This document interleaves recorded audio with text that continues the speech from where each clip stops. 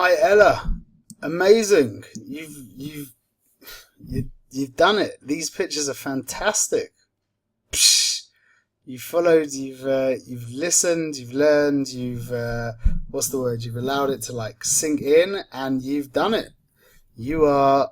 I officially, in my opinion, you are completely entitled to be charging money for your photography. This photo shoot that you did this week is excellent. Excellent.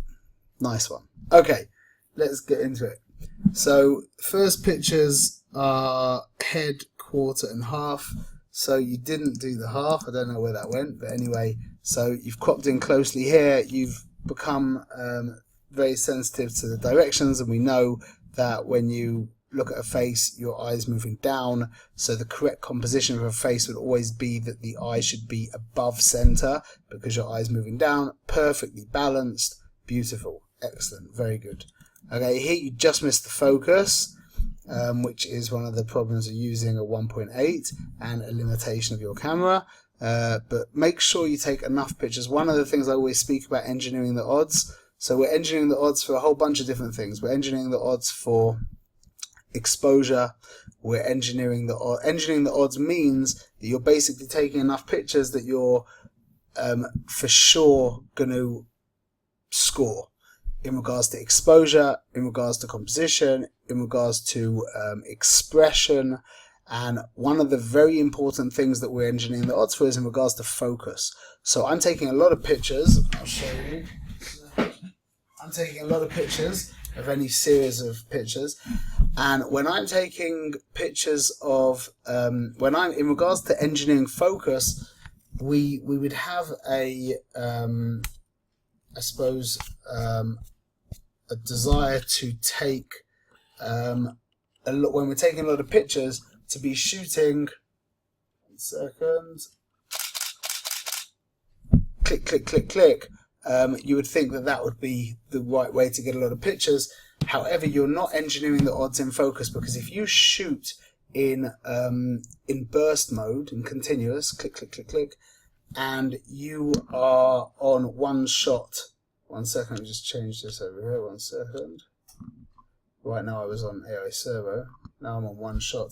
So if I'm taking a bunch of pictures, now what happens is my camera focuses the first picture and remains focused. So if I take a whole bunch of pictures in burst mode, I didn't engineer the odds of my focus. Unless I go like this, for example, I take a bunch of pictures and I move forward and move backwards a little bit, but that's not such a good idea and it's going to be too many pictures. But just remember that when you're shooting in burst and you're in one shot, you haven't learned about the focusing modes, but you will soon, you're not engineering the odds because the focus gets set and then every picture is going to be the same. So in regards to engineering the odds with focus, you're going to be like this, constantly recomposing. You see what I was doing? Each time I was refocusing my picture, and that means I'm for sure, if I take 5 pictures, I'm for sure going to hit focus, for sure. Okay, so anyway, in regards to a quarter, you've done well. The energies are good. Like, you're very attuned, you're very sensitive to the tensions of the image. You just missed the focus, so don't do that in future by engineering the odds. Okay, let's get to this. So now this is widest. And then you actually put in a bonus one, because I did widest f8, f22, but because you're using a super wide lens, look at that. Excellent. Textbook. How much better could this be demonstrated? This is at the widest at 1.4. This is at f4.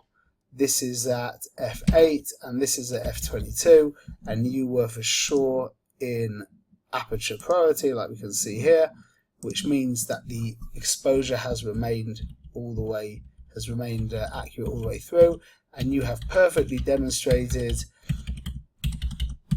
the idea of depth of field. Excellent. Okay, now this is the exciting bit. You missed out barrel distortion. Oh, I understand why, because of your lens, because you can't really get barrel distortion with your lens on your camera. So I understand that. Let's look at your photo shoot. Okay. Let's look at the stats. Okay, Are they perfect? They're nearly perfect. You could have been at 200 ISO at a 1,000th of a second. Are you in aperture priority? You're in manual. Okay, so the next class, class 5, you're going to see it all come together. Beautiful. You've cropped in super close. Great sensitivity to the energies. You've got the poses. I mean, it's a nice triangle. The pose is okay. You've created a nice shape. His face is just so like shining that you don't really notice that the arms are a little bit, maybe a little bit posy or a little bit awkward. It really doesn't really that doesn't bother me so much. You've got a super triangle here. The background is great. We're going to learn about getting a comparable exposure, but the fact that we've got still some information over here, this is a little bit bright, but it really doesn't make such a difference in this picture.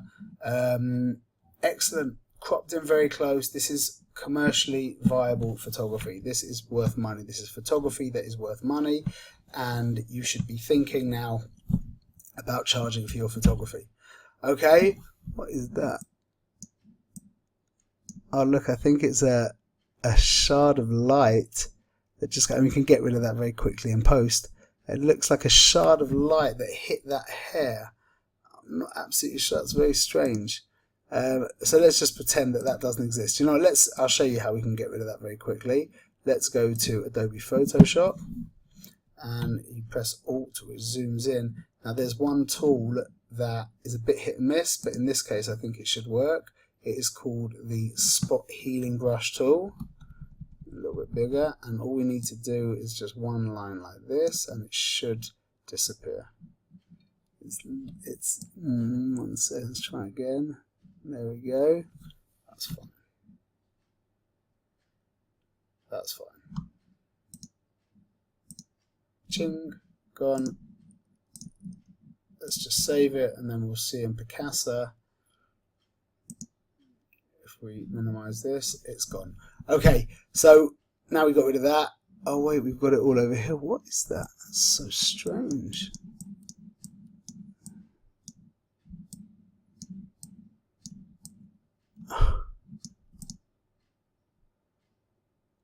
I'm not sure. It's very rare that I can't work something out in a picture.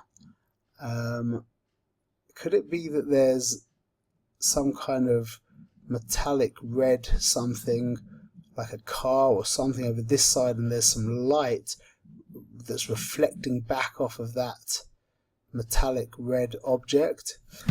I don't know. I'd love to find out. If you could tell me, that would be great. Okay, but let's assume that's not there. But also, we could get rid of that quite easily in post. The actual composition is beautiful. We've got good eye contact with our subject. You've cropped in beautifully close. We've got a gorgeous shape over here. We've got great distinction between the background and the foreground. That means our subject is popping out right into our face. Excellent, really excellent. I'm assuming that you brought the hat with on the shoot. Nice idea, nice prop. Very good. Okay. So I always talk about I'm not such a big fan about pictures from behind. However, her hair is gorgeous, and this red, like, this is a great example of where the graphics actually are so strong that it's fine, and you've done great, and it's a great shot. The red bouncing out from the green is awesome. It would probably be a bit better if there was more green over here. And I don't know about this hanging down over her hat. The truth is, this picture is really about her hair and her dress, so it's not really a big deal. But graphically, this is very beautiful. This really is it's very, very strong. The checkered here, this pattern contrasted with this like very hard geometric pattern, which is red, contrasted with the very organic texture of the green. Red and green are opposite colours, and her hair as well. Just graphically, this is an excellent picture. Excellent, well seen and well snapped. Also nicely cropped in close. Excellent. Okay, you've missed focus a teeny weeny bit. Sorry to be so exacting. This is the same thing with the light. Just have a think. So here I can see the sun is coming from this direction. I would love to know what that pink stuff is. Anyway, okay, you've missed the focus. So in my world, I just can't deal with it. I look at this picture, I'm like, wow, because it could have been absolutely awesome, but you just missed the focus. I'm sorry. This is how it has to be. You have to be. There's a picture that I have.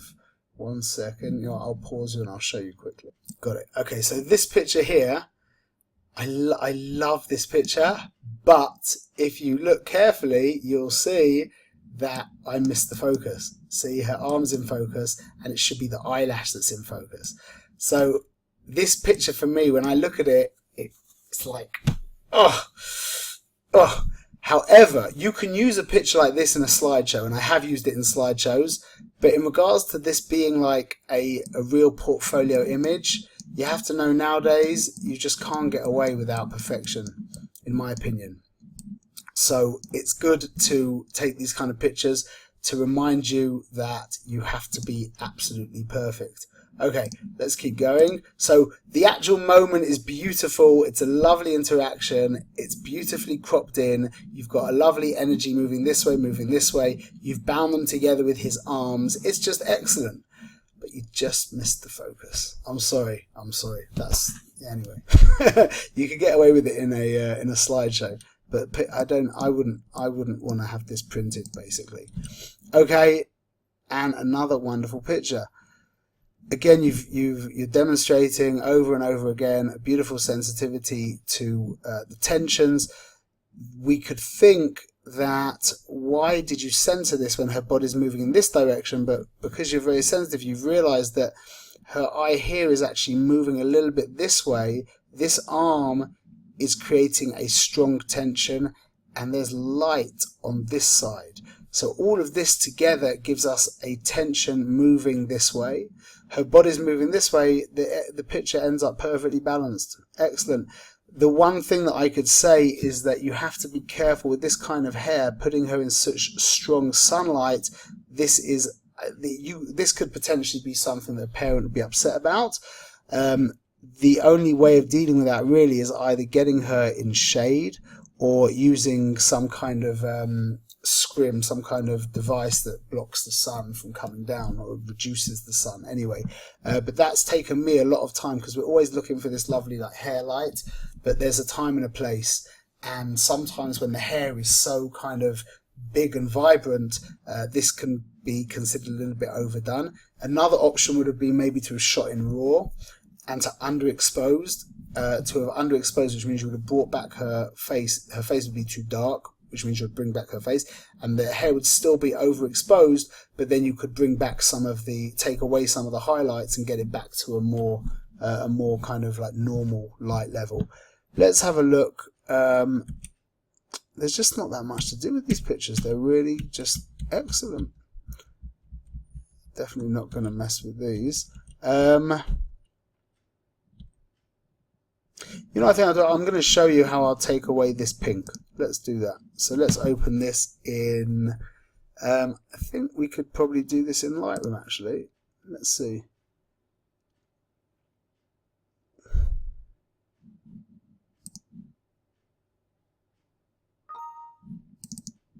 Okay, so what I would do here is quite simple. I would use my brush tool, and I'm going to press O so I can see where I'm painting. And I'm just going to paint over this pinky area. And all I'm going to do is just drop the... Well, we're going to try a couple of things. We could just try and drop the saturation a little bit. And that really... So I think I would probably erase there.